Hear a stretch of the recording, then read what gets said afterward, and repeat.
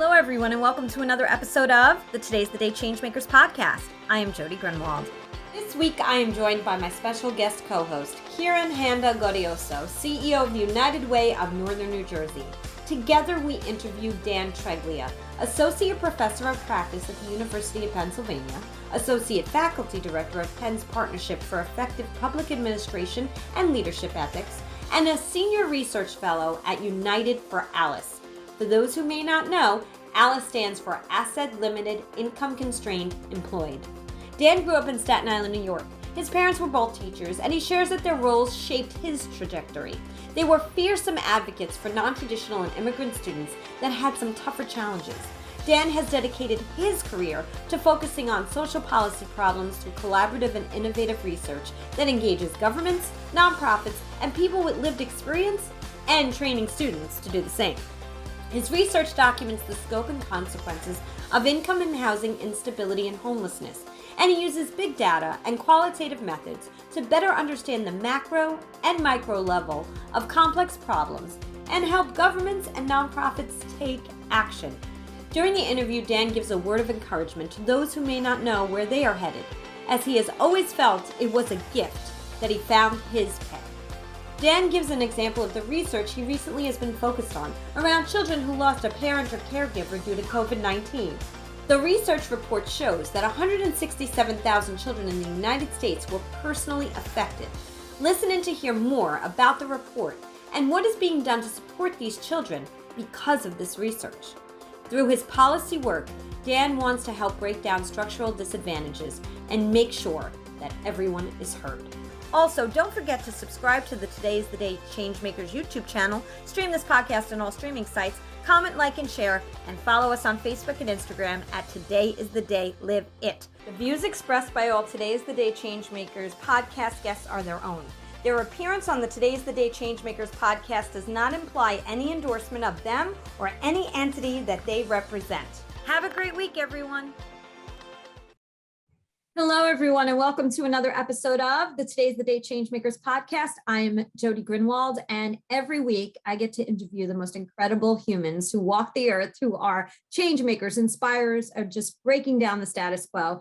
And I am really excited because I get to have Kiran Handa Gaudioso back with me today as a co-host instead of someone I'm interviewing. Hey, Kiran, how are you? Good morning. How are you, Jodi? Thanks so much for having me back. I can't wait to have this conversation with Dan and you today. Oh, yeah, absolutely. And I have to say, I so enjoyed our conversation and getting to know you over time since then. So thank you for everything that you've done for Changemakers as well. Awesome. So Dan Treglia, good morning. How are you? I'm good. How are you? I am doing well. I'm so excited to have you on the podcast. Thank you so much for joining me. Oh, and I'm thrilled to be here, but I'm not going to do a dance like Kiran. No dancing? Darn. I should have played music. You know, I play music when I do my NJBIA nonprofit council meetings every month. I should play music when I first come on and get everybody dancing in their chairs. That's a whole other podcast. We'll have to do that next time. But Dan, I'm going to read, the only time I read, I'm going to read from your bio here. We're going to tell everybody a little bit more about who you are. But before I do that, Kiran Handa Gaudioso is the president and CEO of United Way of Northern New Jersey and president of United for ALICE, which we're going to talk about in a little bit. So for now, though, we're going to get back to Dan and I'm going to read his bio. Dan is an associate professor of practice at the University of Pennsylvania, associate faculty director of Penn's Partnership for Effective Public Administration and Leadership Ethics, and a senior research fellow at United for ALICE. He has dedicated his career to seemingly intractable social policy problems through collaborative and innovative research that engages governments, nonprofits, and people with lived experience in training students to do the same. His research documents the scope and consequences of income and housing instability and homelessness, and he uses big data and qualitative methods to better understand the macro and micro level, to understand complex problems and help governments and nonprofits take action. He has a PhD in social welfare from Penn School of Social Policy and Practice and a master's in public policy from Harvard's Kennedy School of Government. So Dan, how did it feel to hear all of that you have done? I'm in awe of myself. No. You should be. You should be. Oh my goodness. Some of the words I had to skip, I wouldn't even know how to spell them if you said them to me. That really incredible background. And I'm just so glad to have you here. I very much appreciate that. No problem. So what I do, as Kiran knows, is we always go back and we talk about the human before they got to all those words on the page. So let's start with talking a little bit about your background and where you grew up.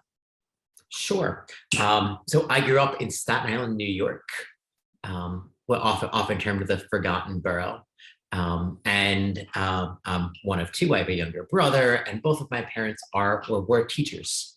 And that shaped a lot of, I think, how I think about the world and kind of my career trajectory ever since then. My dad taught at the College of Technology, part of the CUNY schools, so the city university schools. My mom was a third grade teacher, and both working with kind of oftentimes either non-traditional or immigrant students who had kind of tough challenges that you wouldn't see kind of in some of the kind of upper income communities around Staten Island or other parts of the city. And they were just kind of fearsome advocates for those students and their families. And I think that helped to shape kind of what I do and how I think. Dan, I didn't know we had that in common. I was a Staten Islander myself. I didn't know that. Wow. Yeah. What area did you grow up in? Do you know where Clove Lakes Park is? Of course. Okay. I grew up across the street from Clove Lakes Park. Wow. So awesome. It's a great park. It's a great park. I was Heartland Village, so I was by the mall, which was not very far from the dump, unfortunately. Yes, I know, which is now closed down. Thank goodness. No, it was wonderful, right? And when people think of New York City, Staten Island is the farthest thing from their mind. It's very suburban. We had a unattached single family house with a yard, which is not kind of the typical of New York City, and certainly not what's depicted in TV shows and movies. And we were across the street from a large park, and that's where I grew up running and playing baseball with my dad. And the zoo is down the street and all that good stuff. It was a lot of fun. I mean, I guess as a kid, you can't wait to get out of kind of wherever you came from. And so as soon as I could, jump ship and go to Philadelphia for college, I did. But I look back on those memories, especially now that I have kids, and think, wow, what a lucky childhood I had. That's awesome. That's wonderful. Now, because you're so data driven, I'm just curious, were you more of a shy child as a kid or more outgoing? I was a very shy child. I've been told I'm outgoing now, but that's not my natural state of being. I was a very shy child, and I remember being in family gatherings and being at gatherings with other kids and being, the shy, quiet one. It wasn't until quite a bit later on that I came out of that shell a little bit. I understand that completely. That was me growing up as well. It's like, please don't call on me. Please don't even see me in the classroom. I don't want to be called on. Kiran, what about yourself? Were you that as well? More on the shyer side? No. You were the outgoing one of our group here. Yeah. I was definitely the kid that was, getting the tap on the shoulder in school, that kind of stuff. Very chatty, very friendly, always wanting to know what everybody else was doing. I've become more shy as I've gotten older, actually. Yeah. We're going in opposite directions. At some point we're going to cross, and exactly. There'll be someone tapping my shoulder. You'll be tapping my shoulder going, Dad. Yeah. That's good though. The evolution of who we are. I think that's interesting. But you also wonder, right? So we're getting outgoing, especially because of the work you're doing, right? So it's important to be more outgoing. I feel like to share all that you're learning, but also like Kiran, you're saying you're getting shyer, which is also harder when you're older because you know that most people want you to network and be more outgoing. So it could be even more difficult to be shyer as an adult, I think. Although when we're kids, it's just always feels awkward. When we always just feel awkward. I just always felt awkward as a child in those situations. I still feel awkward. I'm nearly 40 and I still feel awkward in many situations. But I was the shy, nerdy, kind of pimply faced kid. And it wasn't until I got to high school and kind of started running and became good at a thing that I developed any confidence at all. And that's where I kind of started to kind of understand a little bit more about who I was and come out of that shell a little bit. What was that thing that you were good at back then?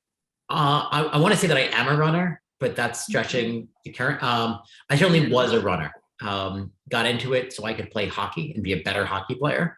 develop some stamina, develop some speed. And then it turned out that I was a better runner than I was a hockey player. And so I just kept doing that. And at some point I had to make a choice as I was getting near college. And my opportunities being 5'5" and change and 140 pounds or whatever it was, hockey wasn't going to be my future. But I had a much better shot at running. And so that's what I did through high school, and then what I did through parts of college. Kiran was shaking her head when you said about running. So you know about his running career? Yes. And he is a runner. He ran D1 runner at college. He's a runner. You're a runner. Thank you. For sure. Absolutely. He and I have a lot of conversation about it and all that training and the need to run and running in the pandemic and the injuries. Yeah. Injuries. Yes. Yes. That is no fun. The injury part, right? You're trying to stay healthy and then you get injured. That is the bad part. It's about, and I think Kiran and I both have this drive. It's about walking that line that's really a tightrope between excelling and pushing as far as your body's willing to go, without going too far. But inevitably, in the search for that line, you only discover where that line is by crossing it. And then as you get older, you become a little bit wiser, but your body also changes and is less forgiving of all those miles or all of those twists. And we adapt and we learn. And so I've integrated biking and strength training and now Pilates into my I'm hurting into my routines, with some running, just as a way of staying in shape and feeling healthy. Strong. Yeah, that's wonderful. And yeah, I would love to do Pilates. Kiran and I are kind of, I think, same generation. We're in that same club. Our ages are the same. So yeah, I definitely know my line is changing of what I can do and what I can't do, and I don't like it. So got to keep pushing though. That's for sure. Dan, career-wise, what did you want to be when you grew up? At what point in my life, there was I remember going into college, leaving high school, going into college, when I began to kind of first have serious conversations and serious thoughts about what that trajectory was going to be. And I knew that I wanted to do something in the public sphere. In high school, I was, in the AP government and politics class, spent a lot of my time debating fellow students and wanted to do something in the political realm. But I didn't know what that was going to be. But I also knew that and again, this came a lot from my parents, that I had some obligation to make the world a better place for the most vulnerable communities. And I wasn't sure exactly what that was going to look like. And then spent the first couple of years of college thinking about kind of just wandering through a Penn experience, taking a political science course here and there, taking an urban studies course, getting electives out of the way or getting requirements out of the way, and unsure of what I wanted to do. And I remember the summer between sophomore and junior years of college, having a tough conversation with my dad, or really my dad having a tough conversation with me, but kind of, what are you doing here? Right? Spent 2 years at Penn, and you've been taking these classes. That's great, but you got to figure out what you want to do. And luckily that spring of my junior year, I took a class, I think it was called Religion and Social Welfare. And that class, especially kind of the social welfare aspect of it and the transference of kind of funding and programming from federal governments through the states to nonprofits that were actually administering the programs and the evaluation of those programs, really appealed to me. And suddenly this was kind of the mechanics of how social services were being administered, along with the politics that dictated the terms and conditions of that assistance.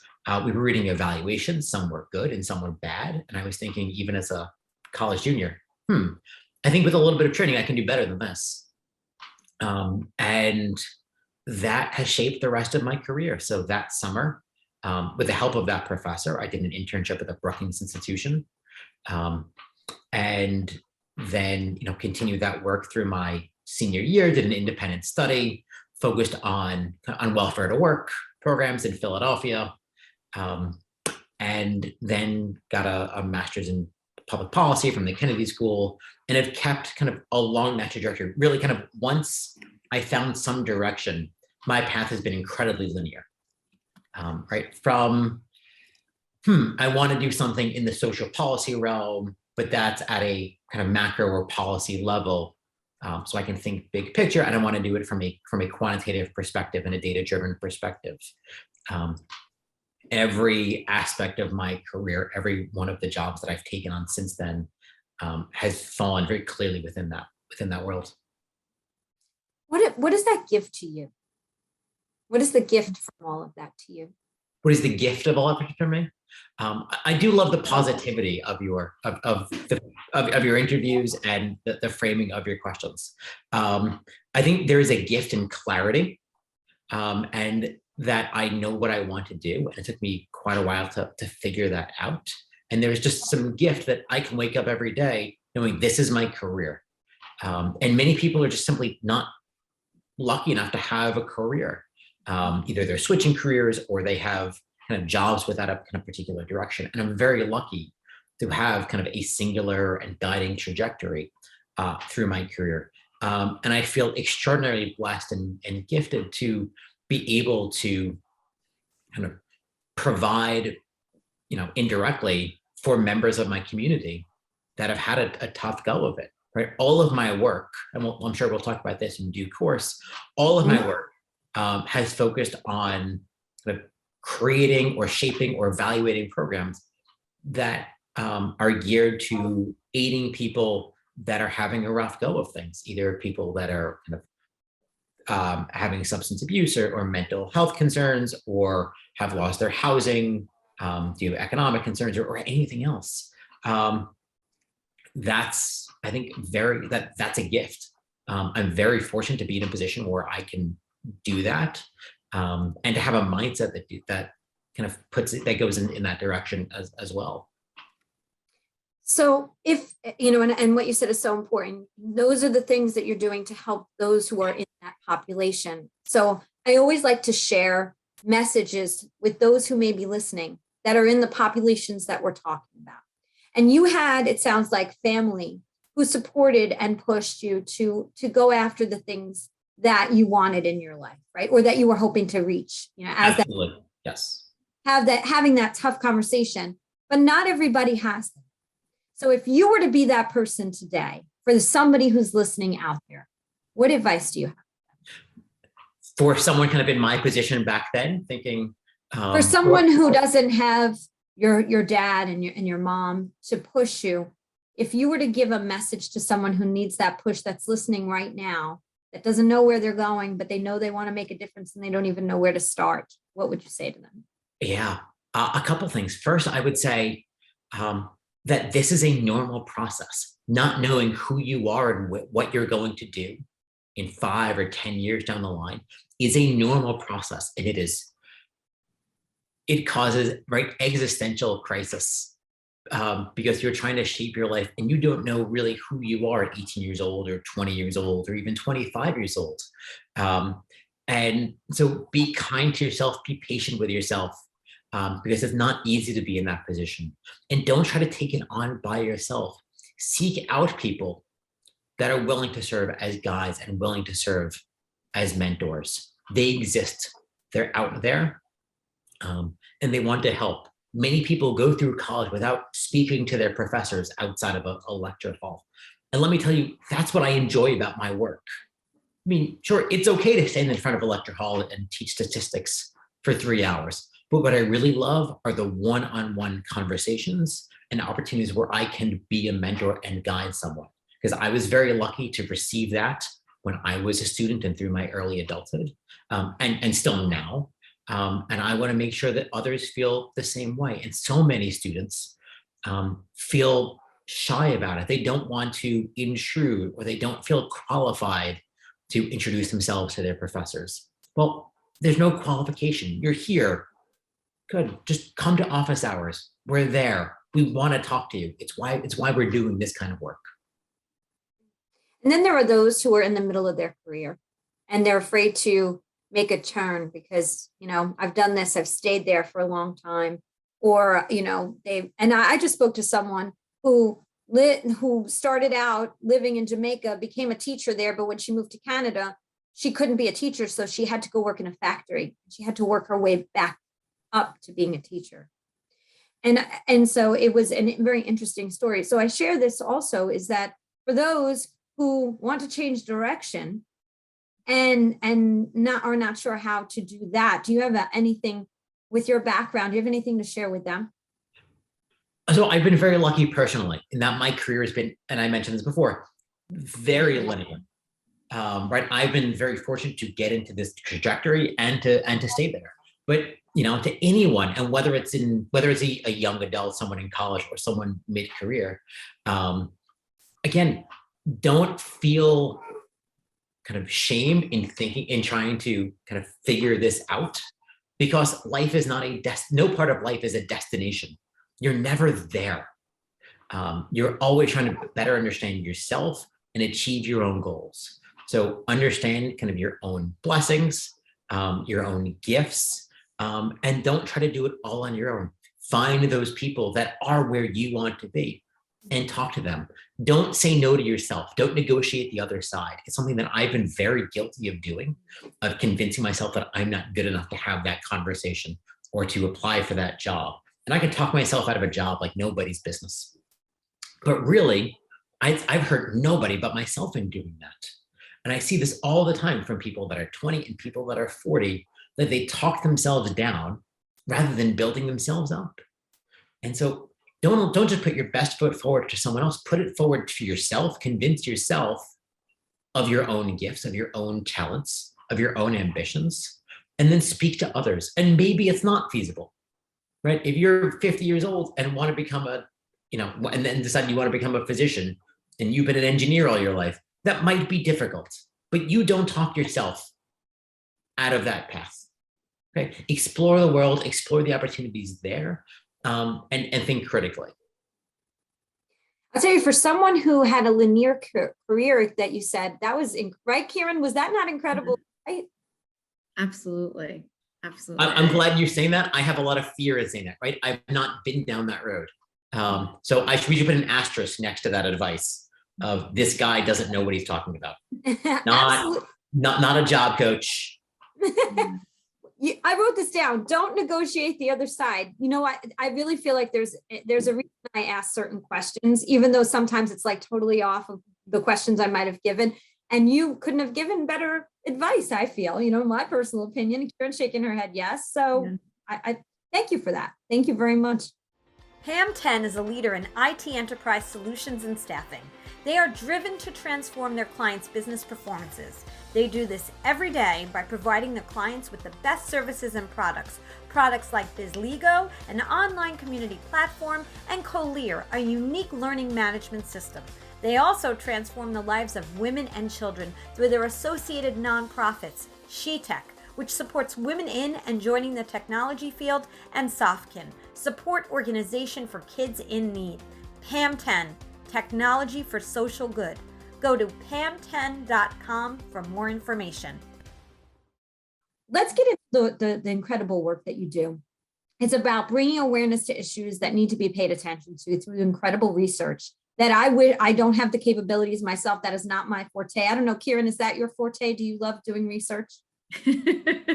No, I like reading it. I like learning, and I like connecting dots, but I think Dan is an expert for sure.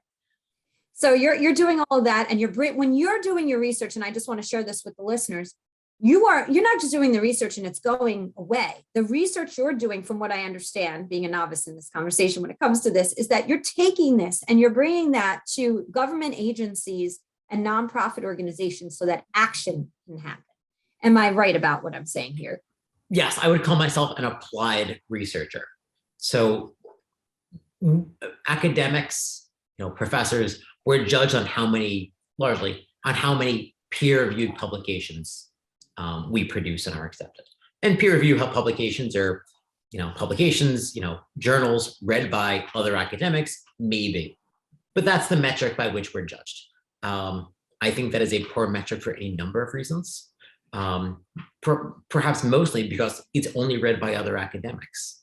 And so what I see my job as is producing that research and translating that research, not just for the other academics that may or may not read it, but to people that can take that information and put it into action, that can actually improve people's lives as a result of what we're finding. Can you give us an example so that we can all kind of, really paint a picture for us a little bit about how that's worked on one thing that you've worked on? Sure. And so perhaps one of the most recent examples has to do with children that lost a parent or another caregiver to COVID-19. This was a report that we produced called Hidden Pain that was produced with the COVID Collaborative, which is a bipartisan policy group based in Washington, D.C. And what we found is that as of mid-November, 167,000 children in the United States had lost a parent or another caregiver to COVID-19.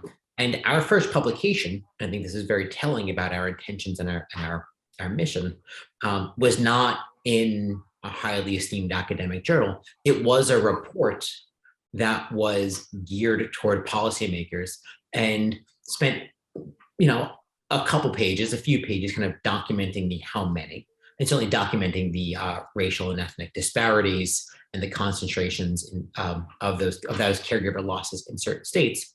But what we spent a lot of time doing in that report is understanding what are the consequences of caregiver loss for those children and what can we do about it. And we lay out kind of very clear recommendations that includes, increasing community-based supports, things like mentorship programs and peer support programs. And here are the organizations doing that work, and here's how you support them.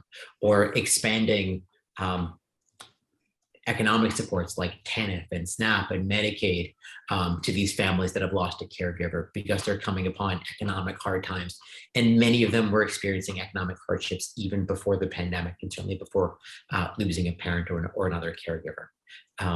And so what we've been doing is, in addition to writing that report, we did a lot of kind of mainstream kind of interviews to try to get that word out to the public and to policymakers. And we've been meeting with legislators and policymakers on a regular basis since then to kind of take that 50-page report or 80-page report, but however long it was, and dial it down to kind of 2 pages. Here's what you need to know, and here's what you can do, either on the economic side or on the clinical side or on the kind of community-based support side to help these children in your community. But that's perhaps the most important part. Producing the research, if it stays on my desk or stays on a dusty bookshelf, does no good. So it's important that we take that information, take those findings, and then work kind of with all of our potential partners to bring those data into action. It was when Kiran, you had brought this topic when we were talking about, people to bring on the podcast as we continue. Right. And share with me your thoughts behind this and what you've seen too through the work that Dan has done. Well, I think the reason why I shared it with you, Jodi, when Dan released this particular piece of research was that this is something that nobody's talking about enough. Or really at all. It felt like at all. That was your reaction. That was so much of my reaction.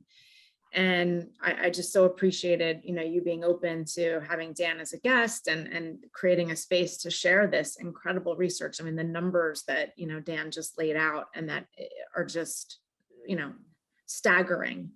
And when we think about, I think a lot about systems and systems to support our most vulnerable families, Alice families, families in poverty. Those systems are broken pre-pandemic and, pre all the challenges that, come from the numbers and the data and quite frankly, the deaths of COVID that, Dan just laid out, they were already broken. And so now you layer on this massive demand for a whole new level of support and engagement and services for children. And I just have tremendous worry and fear that, these children will be lost and not really cared for, not really supported. And then we will see the impact of that in our communities. We will see it in not only, straight up poverty numbers, we'll see it in healthcare indicators, we'll see it in crime indicators, education outcomes, we'll see it across all of the pieces of our lives and our communities, because our systems, our institutions are not ready or set up or really able to absorb this tremendous devastation that these families are experiencing. And let me add, kind of without a comprehensive response from philanthropy, from nonprofits, from federal, state, and local policymakers, we're going to see the consequences for years to come. Because the consequences of losing a caregiver are short and long term, right? They include, PTSD and complicated grief, but they can go on to include things like, lower educational attainment and, high rates of substance use disorder and mental health conditions, and lower employment rates, down the line. And so either we address the needs of these children and their caregivers now, and we have to include their surviving caregivers there, because they're also going through their own grief, they're going through their own loss, while also trying to, raise children. And they might have lost not only another caregiver, but they might have lost an income contributor, or the primary or the only income contributor in their households. And now they're struggling to raise this child and also struggling to pay the rent. Exactly. And put food on the table. And so we need here, right? If there's, I don't want to say, here's what makes this a little bit easier, is the infrastructure, the systems to address these needs, to help these children and their families, they already exist. They already exist. Groups like United Way of Northern New Jersey and others that help low-income families already exist, but they don't have the support that they need. They didn't have the support that they needed before the pandemic. And they certainly don't have what they need kind of now, right? We're seeing kind of record labor shortages for nonprofits across the country with this surplus of demand. And that is a terrible combination. And so we need to reinforce and strengthen those resources, because that's what's going to do the job. We can't think about creating a whole new grief infrastructure, starting from scratch in every community. We already have the expertise, the community-based expertise there, right? We need to give them more resources. We need to kind of teach them a little bit about grief and how to handle kind of those particular problems. And then, once we make those investments, it's going to help not just those children, it's going to help all these children that have vulnerabilities, right? Again, for today, in the short term, and in the long term as well, right? Think of these as capital investments that will go a long way to improving systems for the long term. So how do we, in your opinion, Dan, how do we do that, right? So you said, about funders and those who are out there, we have certain things in place. They could be ready to go. If we had the workforce, we already have some of the organizations like United Way of Northern New Jersey. And you said what's missing is the resources and the funding. So how do we get more of that? Because we know, right? And we all know that every funder has a certain pillar or pillars that they fund, but some of them don't see this as part of an area that really needs attention. So there are two factors here. Right. One is, and you talk about kind of the funders and philanthropies a little bit. Funders, philanthropies, and governments alike tend to think of the world in silos. And this is an odd topic because it doesn't fit into a particular silo. It's in part public health, it's in part kind of child welfare and child development. And so, and it's new. And large institutions, including funders, tend not to adapt that quickly, generally speaking, right? That's not true for everyone. But we don't see large bureaucracies and large organizations, including funding organizations, pivoting that quickly to address new problems. Okay, so we need to think about how we define kind of these challenges and accept that this is a public health problem, and it is a child welfare problem, and it is a social policy problem, and it is an income problem, and it is a social services problem. And all of these funders and all of these kind of stakeholders that think about each of these topics, should be contributing to research and actions to address this problem. But there's also just so far a lack of will to do a lot about it. But that doesn't mean, again, we don't know what works. So I'm going to give another example. So the Department of Veterans Affairs, through a big push in both resources and innovation, reduced homelessness among veterans by 50%. From I think it was 2010 or 2011 through 2017, veteran homelessness went down by about 50%. And I would expect that that's a bit of an understatement given how veteran homelessness is measured. And we did that through kind of pretty common sense ways. One is we put more money toward addressing the problem. And two, we invested money into solutions that were promising and seemed to work, right? Homelessness prevention and rapid rehousing for people that would soon become homeless or had recently become homeless, to get them back into community housing as quickly as we could. And then the HUD-VASH program, which is permanent supportive housing for the chronically homeless population. And again, by investing in those resources and through innovation, we reduced veteran homelessness by 50%. Right? The reason we haven't seen large-scale reductions in homelessness is that we haven't taken those lessons and applied them more broadly and made that level of investment. Just because we're not kind of making those steps doesn't mean we don't know what works. And here too, right? This is not the first time that children have lost caregivers. About 5% of US children lose a parent by the age of 15. Okay, we know what works. There's a large body of research about how to help those children to avoid many of those developmental and other concerns, through their adolescence, their childhood, and over the course of their life. We just need to make the investments and bring everyone together to help. Well, I hope those who are listening to this hear that and start to learn about making those changes. And there are several organizations that I know in New Jersey that care a lot about this, but there just needs to be more attention paid to it.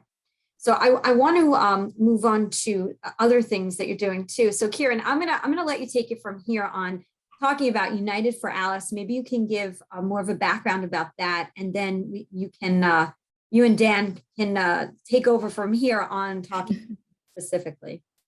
Sure. Thank you so much, Jodi. So I have the pleasure to lead United Way Northern New Jersey, which is the local United Way that represents 5 counties in New Jersey: Morris, Sussex, Warren, Somerset, and most of Essex, Montclair, and 11 towns.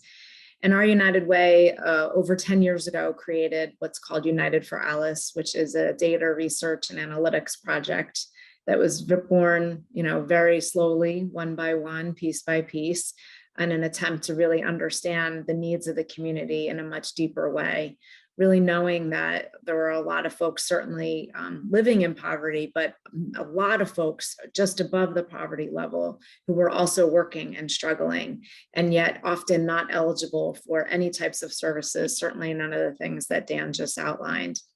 And so the Alice Project was born. The Alice Project Alice stands for Asset Limited Income Constrained Employed. It represents nearly 40% of households in New Jersey, as well as across the country, who live below what we call the Alice Survival Budget, which is our primary source of data. It's an alternative to the federal poverty level, which, just for accuracy, is about $28,000 for a family of 4, no matter where you live in this country. The Alice data provides an alternative to that and is really a drill down and an estimate of what it takes to live and work in a modern economy in a very specific geography, down to the municipality. So in New Jersey, for an average survival budget for a family of 4 is about $78,000. So quite different than the $28,000 number. But it really takes into account what we know and what we all experience day to day, and taking care of our families and trying to earn a salary and save and do what we need to do to take care of our families.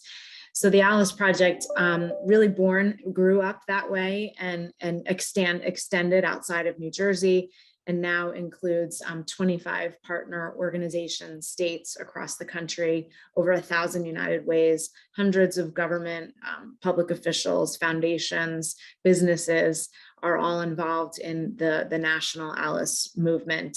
Dan has been with us for over 5 years and has been a critical member of the team, really has such deep expertise, obviously, in poverty and systems and social policy, and leans in so many different ways on the team. I've had the fortune to get to chat with him and get angry and frustrated and crazy about things that we worry about and that we care so deeply about. So I'm just so glad that he's here. And I think, Dan, I'd love for you to share kind of what, what keeps you in the research project. You started when you were, in the midst of your graduate work and your PhD, and you've chosen to stay on the team now that you are a full professor, and would love to just hear, why you connect the dots and why being part of an advocate and a researcher for Alice is so important to you. I think this project is the epitome of what I love to do, right? This is not research for the sake of research. It's not research for the sake of lengthening my CV. The goal of this project, right? Your mission, the mission of everyone on our team, is to kind of help and improve the lives of everyone below that Alice threshold, that household survival budget. And this gives us a way to do it, and a way to do it at scale. Right, so we're doing kind of high level research. We're doing original data analysis that touches on every single social policy problem that we can think of. Because how much you earn affects where you live, what kind of jobs you're going to have access to, what kind of food you're going to be able to afford, what kind of healthcare you're going to be able to receive. And it epitomizes all of my work. And gives me a way to have this impact across 25 states. And we're speaking with kind of federal policymakers as well, right? Our impact is not confined to any particular geography. We work nationally to, kind of improve the lot for low income and no income households. And that's the game, right? I don't know, right? We talked about a little bit before about kind of clarity and understanding, right? I'm finally in a place, right? At 38 years old, I'm finally in a place where I understand kind of what I want to do. And I've come to understand, I don't want to just kind of write papers that nobody reads, right? That's not fun. I don't kind of get my joy from seeing my name in publication, right? It's about producing things that have impact, and especially for impact for those people, those groups that don't really have a voice on their own. They don't have fierce advocates. And United for Alice is a fierce advocate for them, right? Not that we're kind of banging the doors down, but we're publishing the research. We're producing the analysis that helps everybody kind of at the advocacy level kind of understand what to push for. And we see the impact on a regular basis. We hear from policymakers from across the country that are using our work to inform their findings. And so one example is a few years ago, I think this was 2017, 2018, somewhere in that ballpark, a Hawaiian state representative named Chris Lee introduced a legislation. I think this was a state level resolution that was thinking about kind of low income households and a universal basic income, which was kind of becoming a big topic at the time. And I believe they specifically refer to Alice. And I had a conversation with him afterwards. And it was our work that pushed him in that direction. And whether a UBI or another kind of path is the right direction is kind of more of a kind of a topic for them to figure out. But the fact that they're using our research to push opportunities and push policies to improve the lives of those Alice and poverty households, that's important. And that's what we're looking to do. And there's so much synergy between the Alice work and all of my work, right? I come from a housing and homelessness background, right? Before I came to Penn, I was at New York City's Department of Homeless Services conducting research and evaluation on topics to, keep programs to keep people in their existing housing and help move people out of shelter and into housing. And what we never fully understand, we talked about silos earlier, what we never really talked about are how people slide from kind of being middle class into a shelter system. And it is so much less rare than we like to believe. And so what I can do through the United for Alice project is kind of break those silos down and look big picture. And I can draw a very clear line how someone who is who's kind of solidly middle class, can, lose their job, or they lose a caregiver, as is the case kind of so predominantly right now. And they lose an income earner, and suddenly they're down to one income, and they're Alice, and they're struggling to get by. But then the car breaks down, or the kid gets sick and they can't get to work, and they lose their job, and then they're evicted, and then they move in with somebody, a sister or a family member of some kind. But that only lasts so long, and they bounce around a little bit before they end up, bam, in the shelter system, which is where I would have had my microscope focused a few years ago. Being able to see the big picture allows us as a nonprofit, allows policymakers in general, the opportunity to kind of intervene, kind of upstream at a meaningful scale. That you have just listening to you, right? I don't get to interview a lot of researchers. I just don't, and I'm so glad to have you on. But it's not about just the numbers. You have such a heart in this, right? Kiran shaking your head. Yes, there's such a heart in there that every number means something to you. The way I see it, looking on the outside, those numbers represent humans. You don't just look at them as if they're just statistics. No, you can't. And to some degree, there is a time to do that. Right? Everyone, when I was doing the research on COVID bereaved children, everyone asked me, kind of, don't you get depressed every day? And you can't, right? I can't think about kind of the individual people in that moment, because I don't need to be curled up in the fetal position while trying to run analysis. That's not good for anybody. No. But as we think about kind of moving that, kind of from kind of data, right? Policy making happens at an aggregate level, right? It is a rough, blunt instrument, policy making is. But it's informed by all of those individual stories. And so as we went to kind of translate those numbers into policy or policy recommendations, right? You suddenly, those numbers become people again. And you start reading about stories and listening to the stories of those individuals, combine that with the existing literature. And suddenly you have this kind of full understanding about the challenges that these households are facing. What are the policy tools that may help? And you combine that into those recommendations. I'm sorry, Kiran, I didn't know if you had another question for Dan, but I had to ask that question because I just passionate he is in the work that he does. No, I'm so glad you jumped in. I think you're absolutely right. And that's why, Dan talked about being an applied researcher. And I think that's really at the core, is that, yes, there is a time and place for that hardcore analysis, probably in the middle of the night when you're staring at spreadsheets and trying to write. But there's certainly, I think what makes him really special is that he does really break it down, and he does personalize, and, it does pull in examples and think about, different families and really what the impact is on a deeply, very personal level. I think that's what makes you really good at what you do. Well, thank you. I don't know how to respond. I'm not good at taking compliments, so I'll just say thank you. all this good feelings happening here on Today's the Day Changemakers. I love it. Support. We've become this incredibly supportive community in Changemakers too. People that don't know each other, you two know each other, but it's the community is coming together in such great ways too. So with that being said, Dan, looking at homelessness and all that's happening there, and you talked about other areas who are able to shrink it. What do we do? What can we do better here? What message can you leave with us today that somebody can listen to is how can we make a difference here as just individuals walking around who don't fit that, right? We're in a position to help. For those who are in a position to help, how can we help? My broad advice would be, don't be afraid to play your part.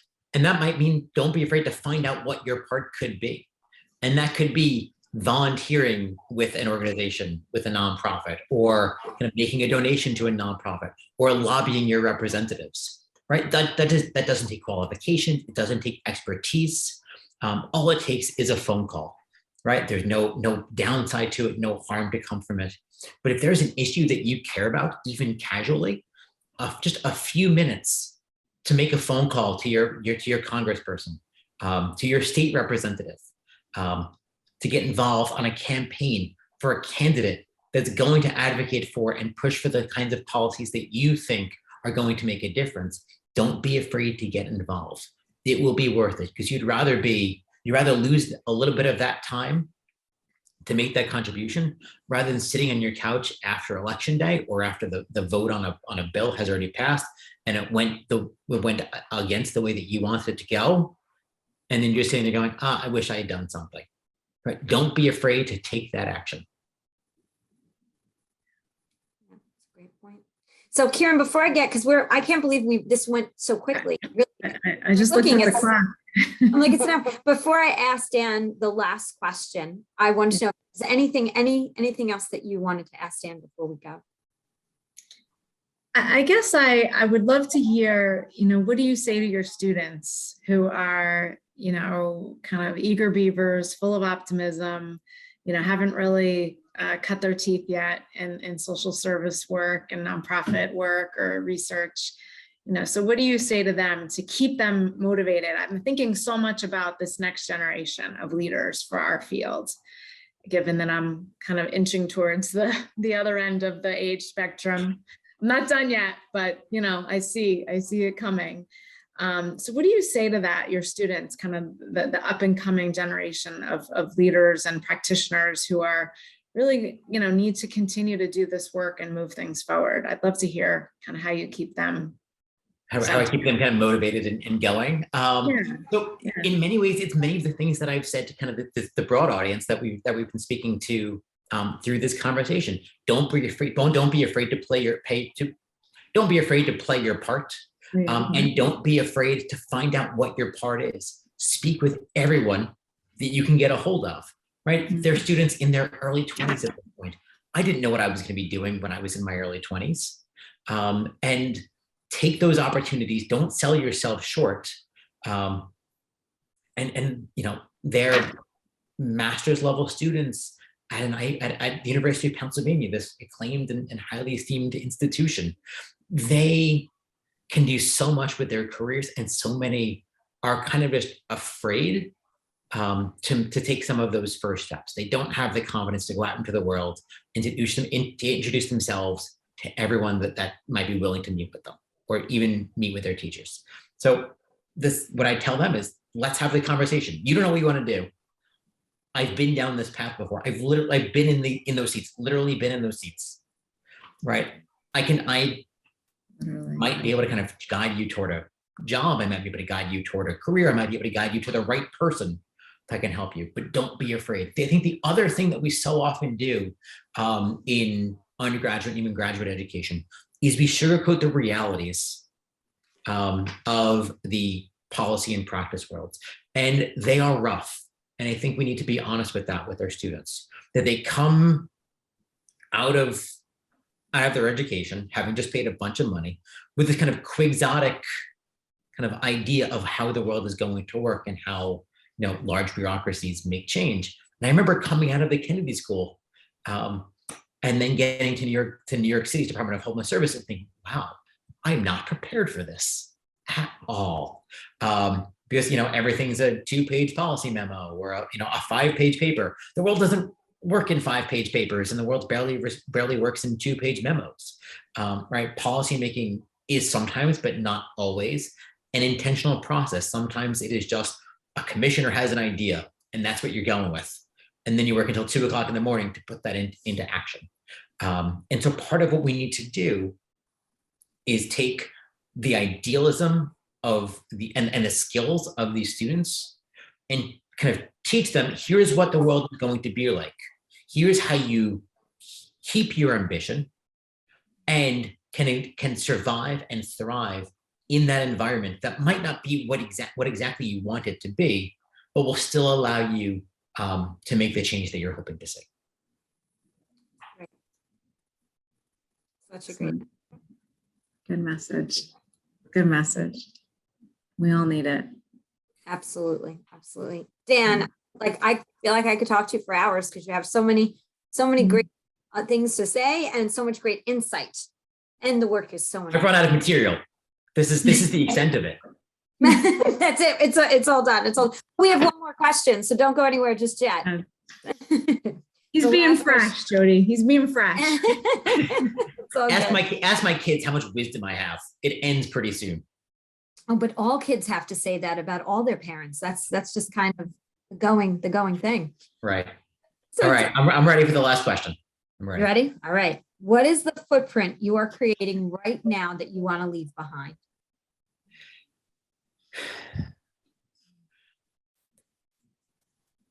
I think my footprint is what my parents taught me that I should be doing, which is kind of taking this limited opportunity that I have to improve conditions and opportunities for groups of people that do not have voice, do not have opportunities, kind of oftentimes on their own, to make that difference. That we need to understand that systematic racism, structural discrimination exists, and I'm in a position where I can work to dismantle some of that and improve life for people, through my policy work, right? So indirectly, right, help to kind of break down some of that structural discrimination, the structural disadvantages, and help to move people through and break down those walls generally.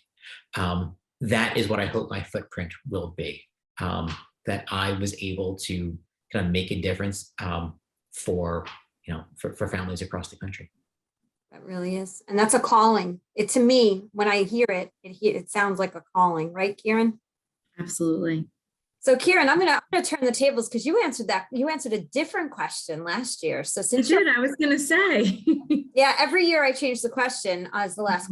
So now we're gonna have to ask you that same question since you're on too as a co-host. So what is the footprint you're creating now that you want to leave behind? That's a good one. I didn't think to prepare. No, this is a totally off the. This is spontaneous. As I said a few minutes ago, I'm thinking a lot about and journaling a lot about leadership and sort of my role as a leader and where I'm at and the up and coming generation of leaders in this work. So I think that I want to have some impact around, kind of a cohort and a cadre of up and coming leaders and ensure values around a lot of what Dan was talking about was, don't be afraid to play your part. And I've been thinking a lot about be bold, be strategic, be thoughtful, but be intentionally bold. And so I think that's what I would say, Jodi, to that question right now. Like, when I think about literally, standing up and what's underneath my feet, I'd want there to be words that capture boldness, intentionality, and purpose, and really ensuring that this next generation of leaders that are coming right very quickly, feel that and embolden that every day.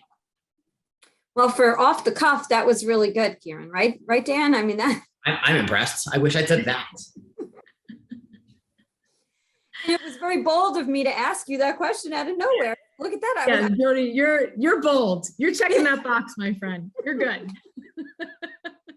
I'm taking your lead on this. You said that, you're teaching. You didn't need me.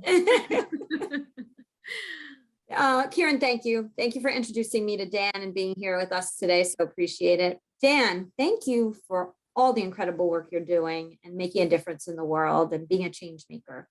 Thank you so much for having me and this wonderful conversation. I enjoyed speaking with both of you, and look forward to continuing the conversation down the line. Oh, absolutely, definitely. Well, and we'll definitely need more updates from you as you do more research and things come up, and as you continue to grow all of these wonderful inspirational words. You just have to come on and share them with us. So you always have an invitation. Thank you. Welcome. So I'm going to say what I say at the end of every single podcast. Today is the day. You cannot go back to yesterday, and you do not yet own tomorrow. So what step, small or large, are you going to take today to get yourself closer to your goals?